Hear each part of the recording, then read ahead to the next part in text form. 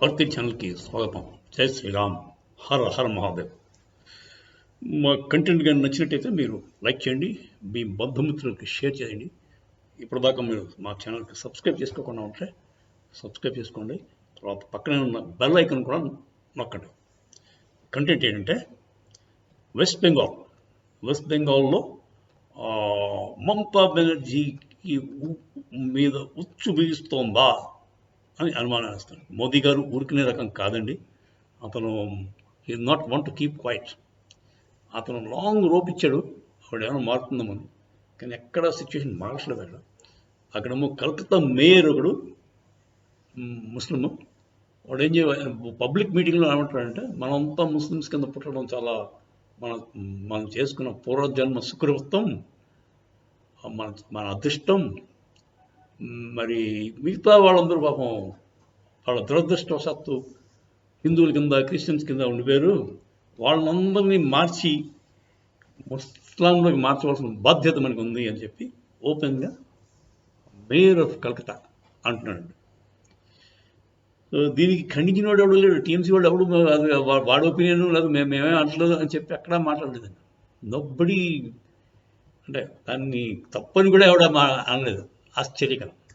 సరే, ఇదిలా ఉండగా మీకు అదే సందేశ్ ఖలీ వాడు నేను పెద్ద బాహుబలిని, నన్ను ఎవడు ఏం పీకుతాడని చెప్పి అనేవాడు కదా, షేక్ షాజహాన్ గడు, వాడిని లోపల పెట్టారు. అయినా ఇప్పుడు మళ్ళీ కోర్టు ఏమో సిబిఐ రాకూడదు వెస్ట్ బెంగాల్ కన్నా అని సుప్రీంకోర్టులో ప్రస్తుతం నడుస్తుంది అది. సో ఇలాంటి సిచ్యువేషన్లో ఇంకో మంచి విషయం జరిగింది ఏంటంటే జూలై 1 నుంచి కొత్త లాస్ వచ్చాయండి. ఈ కొత్త లాస్ ద్వారా కొంత పనిష్మెంట్ క్విక్గా, ఫాస్ట్గా, స్విఫ్ట్గా, అన్నీ ఒకటే, fast, quick, swift, they are all same అవుతుంది. తర్వాత ఎఫెక్టివ్గా ఉంటుంది, మోర్ ఎఫెక్టివ్. ఈ స్విఫ్ట్ యాక్షన్ ఉంటుంది, పైగా డిటరెంట్ యాక్షన్ ఉండొచ్చు. సో వీటి వల్ల మనకి నెక్స్ట్ స్టెప్స్ బాగా తొందరగా పడతాయని అనుకుంటున్నాం. అంటే మోదీ గారు మేబీ అల్టిమేట్గా ప్రెసిడెంట్స్ రూల్ తేవాల్సిన అవసరం ఎంతైనా ఉంది. తర్వాత ఇంకొక విచిత్రం ఏంటంటే బార్డర్ స్టేట్స్ ఉన్నాయి కదా, మాల్దా, 24 పాల్గనాస్, అవన్నీ ఆ ఏరియాలన్నీ కూడా ముస్లిం డామినేషన్ చాలా ఎక్కువైపోయింది. ఎంత ఎక్కువైపోయిందంటే గ్రేటర్ బంగ్లాదేశ్ అడుగుతారట. అంటే బంగ్లాదేశ్ పెరిగింది ఇప్పుడు కొంచెం, అంటే ఉబ్బింది, పాపులేషన్ ఎక్కువైపోయి మెల్లిమెల్లిగా బంగ్లాదేశ్ ఉబ్బుకుంటూ వచ్చి మొత్తం మన ఈస్ట్ బెంగాల్ మన వెస్ట్ బెంగాల్ని మింగేసే పరిస్థితికి వచ్చింది. బంగ్లాదేశ్ అంత అభివృద్ధి చెందుతోంది పాపులేషన్ పరంగా.